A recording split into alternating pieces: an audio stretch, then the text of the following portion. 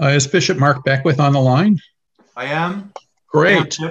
Thank you so much. I'm going to turn it over to you, and I'm so grateful you're with us and grateful to have you as a colleague. And we've been friends now since you beat me in the election to become Bishop of Newark, since God moved in that wonderful way and allowed me to be here at this time and place. So welcome, and you're on. Thank you, Chip, and echo my appreciation for you and our friendship over the years as colleagues, and particularly in our shared commitment to Bishops United Against Gun Violence. Chip invited me today, and it's not strange to be with you. I remember several times over the years addressing your convention as the bishop of the other diocese in New Jersey. But I'm here today to talk about one of the swirling storms that is captured all of us. We have the storm of COVID, we have the storm of racial unrest, and we have the storm resulting or the aftermath of the election. And I'm here to talk about Braver Angels. Many of you may know of Braver Angels. I got hooked into it several years ago in an op-ed article by David Brooks, and actually he referred to Braver Angels just before the election again. It is a movement to depolarize America. It started as Better Angels, referring to Lincoln's first inaugural address. We had to change our name because some other group already had the name Better Angels, so we made it to Braver Angels. And given circumstances in our country today, it's more incumbent upon us to be even braver still. So I have made some presentations to various dioceses around the country. I refer to Braver Angels as the secular version of the Anglican movement. What Braver Angels seeks to do is to bring red and blue people together into conversation, not to pull one side to the other, or to convince or convert one side to the other, but rather to see if we can find common space. And indeed, I think the Anglican movement of our 500-year history has been about that in a very big way. So what I want to talk to you about today is the aftermath of the election. And I'm on a design team called With Malice Towards None, which is a term from Lincoln's second inaugural address, with malice towards none and charity to all. And we've been working on this for 6 months, figuring that there'd be a train wreck approaching the election. And after the election, it seems like that is the case, that we are employing our resources, our commitments to invite religious communities, civic and organizations, and college and universities to gather people together across difference to see if there is common space that we can claim. And in some ways, it's a paradox for me, and my guess it's a paradox for you. There's a part of me that wants to fight for the justice surrounding this election, at the same time want to build bridges to the other side. A key leader in this regard is our presiding bishop, Michael Curry. And if you don't know, tomorrow the National Cathedral is sponsoring a conversation with Michael and Russell Moore, who is a key leader in the Southern Baptist Convention, hosted by Krista Tippett. And Michael has been very supportive of Braver Angels and has talked about this a lot. Now, with Steve's permission and ability, I'd like to share the screen for just a few moments and bring you to, this is on the Braver Angels website. On the Braver Angels website, about With Malice Towards None, we have somewhere on the order of 500 organizations around the country who have signed up to participate in With Malice Towards None. And a foundation to this is the pledge. And I want to read the pledge to you and then make a comment about the pledge. Regardless of how the election turns out, I will not hold hate, disdain, or ridicule for those who voted differently from me. Whether I am pleased or upset about the outcome, I will seek to understand the concerns and aspirations of those who voted differently, and will look for opportunities to work with people with whom I disagree. Now, what's important in this pledge is what is a key word as far as I'm concerned. I will not hold hate. I will not hold hate. I may feel hate. Actually, I don't feel hate, but there have been moments when I felt disdain or ridicule. My guess is that many of us have felt that in the lead up to the election and the aftermath of the election. But the commitment is not to hold on to it. The feelings, I don't know that we can control, but we can control whether we hold on to them or not. And I think it's incumbent upon us as religious leaders to gather people together and to invite them, challenge them not to hold hate. There are various processes and opportunities for your congregation to engage in gathering people together across difference, to mitigate the polarization, and, God willing, to claim a common space. We are in a hostility crisis in the country. The design team that I'm part of, we are worried about an election crisis, and there are some who are promoting that we're in an election crisis. I don't think that will eventually be the case. It could be that we end up in a constitutional crisis. My prayer, our prayers, is that will not happen. But we are in this place, certainly a hostility crisis. And I hear from many people, I'm not ready to talk to the people who voted differently from me. I can't believe that they did that. I can't believe where they are. And my challenge to all of us is we need to understand that. We need to respect it. We need to honor it. And I call our attention to a liturgical practice that we've been engaged in for the 41 years I've been ordained. It's the exchange of the peace, which has evolved in my experience to a celebration of community. But before that and beneath all that is a challenge by Jesus to his followers. If you're bringing a gift to the altar, first put your gift down and be reconciled to your brother or sister, then pick up your gift and bring it to the altar. It is making a statement to our respective communities and to the world that whatever separates us, and oh sweet Jesus, there's a lot that separates us. Whatever separates us can be brought together through reconciling love of Christ. And I think that's the challenge we're on. So I invite you to take note of these resources put together by Braver Angels.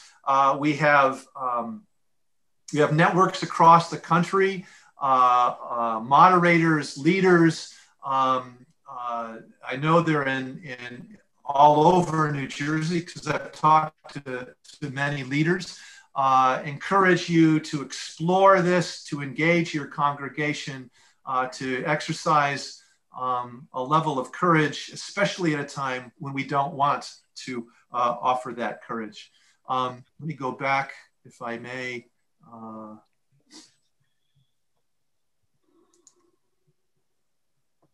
All right, I'm going to stop there and stop sharing the screen. I invite you to consider this. I'm going to be talking to the Coalition of Religious Leaders in the next week, of which Chip is a part, and I'm going to be talking to other dioceses around the country. It is incumbent upon us, it seems to me, as religious leaders, to do what we can to heal this country.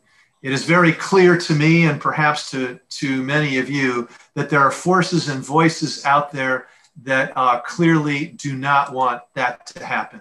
And I think we have the opportunity to step up and be the reconciling, healing forces within our congregations and within our communities. I'll stop there. Right, I'll start out the questioning. I've got two questions for you, Mark, and they're interrelated. One is, does Malice Toward None provide conversation resources to create dialogue? Yes. And if so, do they recommend to use your own facilitators, or should you do it yourself, or Yes. how do you go?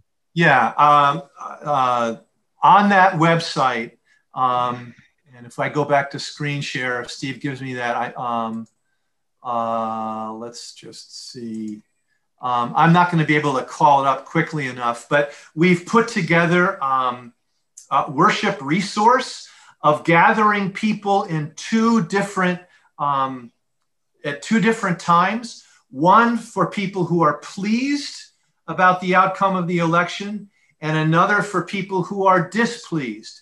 And we have been very clear that we think that they need to be separated at first, because what we're hearing from red people, oh, the blue people want to take over and they want to condescend to us and they're going to be arrogant and we don't want to listen to them. So there's a template. If you scroll down through the website, a gathering of people who are pleased and displeased, and invokes the pledge, some readings from Braver Angels. The religious leader can use scripture, engaging in conversations, and prayers, and inviting people to share what they're concerned about, what they hope for in a safe environment.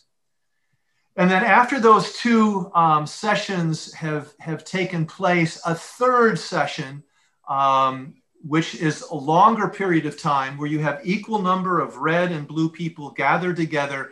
And the foundational component of it is a fishbowl, where people who are pleased are in the center of the fishbowl, the people who are displeased are outside the fishbowl, and the people who are pleased talk about why they think their candidate can do the most for America, and what are some of the perspectives that they have about the other side that they need to pay attention to.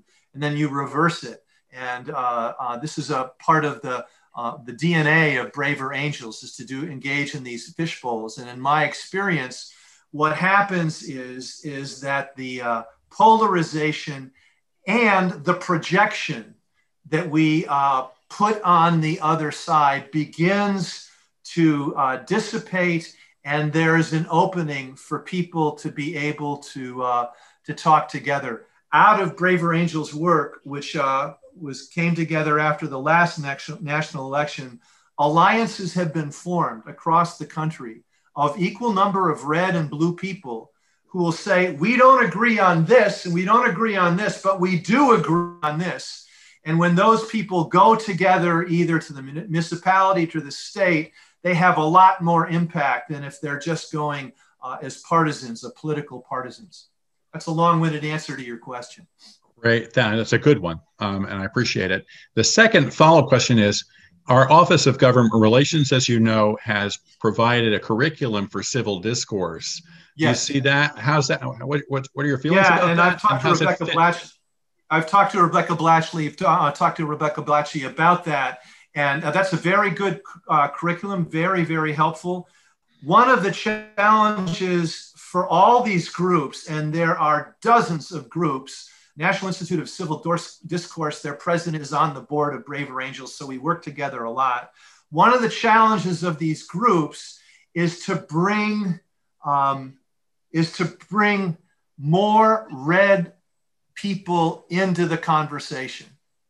And what's happening now, we're discovering this, is that many people who are red feel condescended to. They're fed up with the arrogance and smugness and self-righteousness of blue people.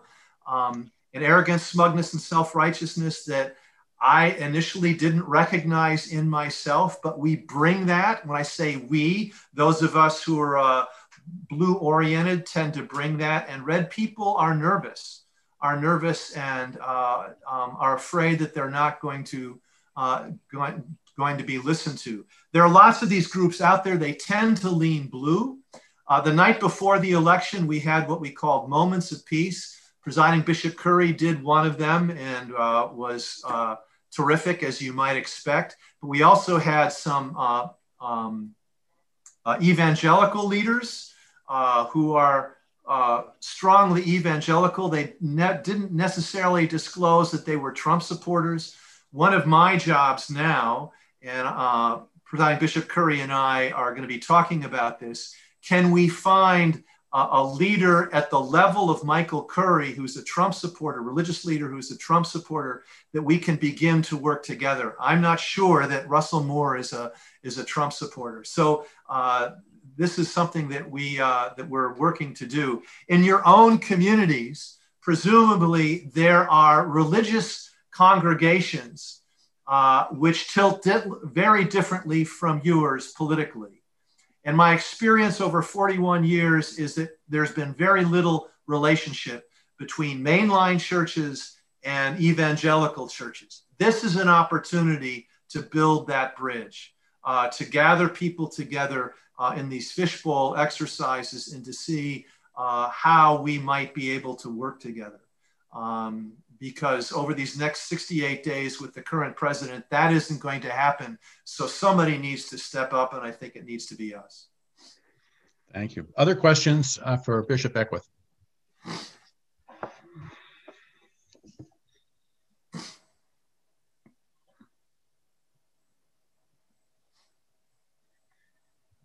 All righty. Thank you for your time.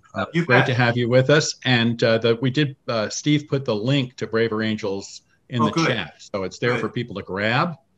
I really appreciate the work you're doing. I think it's a real opportunity, and everything that we've designed can and should be adapted to your own circumstance. It's not a template that people have to follow rigidly, but we've thought of every circumstance. One of the resources that we put together that we have not implemented is called Hold America Together. Should we be in a crisis? The group of us who've been working on this have determined that thus far we are not in a crisis, and God willing, we will not be in a crisis. Some people may disagree with that, but that's our assessment at this moment. So we're inviting people to engage in With Malice Towards None to build relationships across these great divides. There is a question. I see a hand up. Phil, go ahead. Phil Carr-Jones. There's a concept of the negotiation of the moral person and the immoral person. The moral person takes a step back and the immoral person steps forward. And the moral person takes another step back and the immoral person steps forward. And my concern is my local big box evangelical church tells my gay people they're going to hell. Mm-hmm. And when they minister to the prison where I also minister, they tell the gay people in that prison they're also going to hell. I'm wondering, how does the moral person negotiate with the immoral person in a way that does not compromise, let's just say, the gospel? Yeah, Phil, that's a great question, and I get that a lot in my conversations with Michael Curry, and he's, as you might expect, been on national conversations around this issue. And he has said to me, and I've experienced this too as well, there's some people who don't want to be reconciled. They don't want, they're certain about where they are. They vilify and demean people who vote differently from them. And that message is out there. So, as Jesus said in Luke 10, shake the dust off your feet and move on. But there are people who are willing to engage in these conversations. What we need to be able to recognize is that often we bring a level of again, arrogance and smugness and self-righteousness that is in and of itself polarizing. So I think that's something we all need to check ourselves with. But to your point, there are some, they're not ready to do that. They're not going to do that. And, but they're out there. They're out there and need to think through if and how we can be in relationship with them, fighting for the justice issues that we think are important, and at the same time, paradoxically, to see if we can build relationships. And it's a space sometimes I don't want to live into because it's just too hard. But it's my gospel interpretation is we need to do what we can to build these relationships across difference. Jenny Ovenstone Smith said, I've been told that my very desire to be an open conversation is itself part of my liberal agenda, that there's simply no room. It's so difficult. And she says, thank you for the tools. And Valerie Balling agrees with that. Amy Cornell says, find what we can agree on, listen without dismissing. Yeah. And there, if you go through the Braver Angels website, there are more and more resources for one-on-one, black, white, rural, urban, red, blue. There's a new workshop that's just been put out, Families and Politics, because my guess is, you know, people, I certainly do, who are in families who are scared to get together at Thanksgiving, and it's not just because of COVID, but because of their voting patterns. And how do you deal with that? Not that we have the answers, but we've designed a process. And the person who's designed the process is a professor of psychology at the University of Minnesota, former Catholic seminarian, and now a Unitarian UUA adherent. And we have lots of different kinds of people who are putting their best selves into whatever we can do to bring people together. Yeah. Jack Zamboni said, we can't listen if people are unwilling to enter into conversation. And I'm going to react to that and just say, yeah, I think that's a true statement. I also recognize that we're looking to go where the energy is for the conversation and try to build out. It's really the only way we can access this, is to find people of goodwill who are willing to take the risk of the conversation. We know people who are incapable of doing that, we're not going to get anywhere with them. So let's go where the energy is. An abiding image for me is on election day. I live in New Hampshire now, and I volunteered at the polling place for a couple of hours. And what I saw was not what I expected. I was afraid that there'd be all sorts of dissension and confusion, all the rest of it. It was very respectful. There was great hospitality offered. People were quiet and well-behaved, everyone involved. And it felt like a holy moment to me that people were exercising their franchise, and it was democracy at work, and it brought people together to vote. And then since then, we have this chasm that's exacerbated, I think, by forces and voices, certainly on cable TV and social media and all the rest of it. And that doesn't help. Right. I just wanted Brian Jammett had his hand up. Sorry. That's what I was going to try to point out. Yeah, thanks. Thanks. Thank you, Phyllis. Yeah, I have a question for Bishop Beckwith. You mentioned that blue people tend to bring a certain smugness this time. What about those blue people who do not bring that smugness, who continue to live in apprehension and fear? Because even though they might be, in a victorious position at the moment, but still have not really,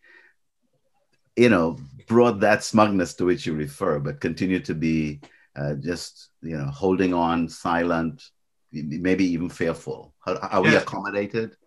Yeah, well, I think, again, it's to meet people where they are, and invite them, again, into a safe environment where people feel safe. I've talked to many people who said, I can't sign the pledge, not because I'm so angry at the other side, but the feeling is, I'm a survivor of domestic violence. I don't want to give in to the other side. I don't think the pledge says that, but that's what it triggers in people.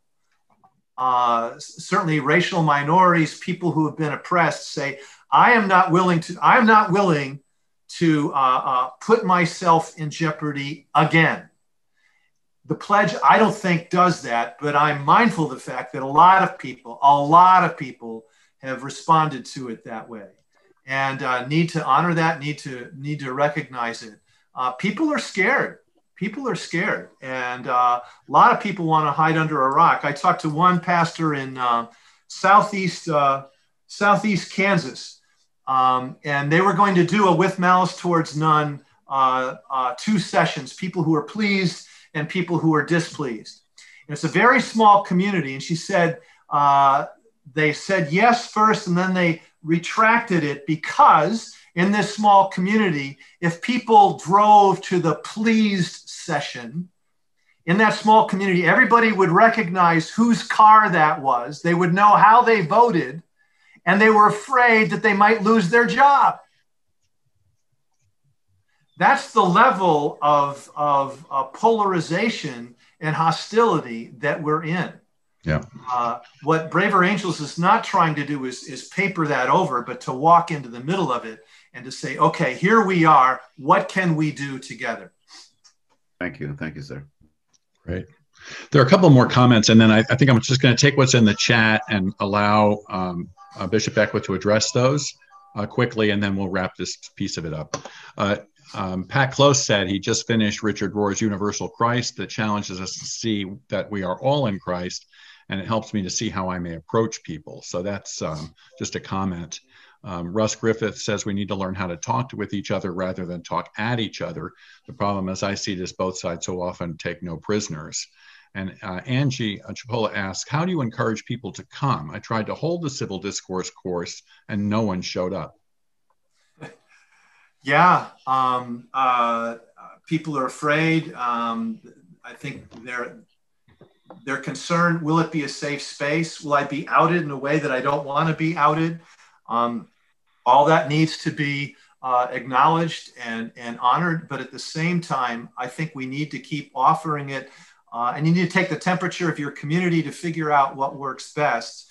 Do you have these meetings in the church sanctuary itself, which of course we can't do? Actually, everything has been moved to Zoom. Initially, when we started this in early March, we thought, oh, people would gather face to face. That's not possible.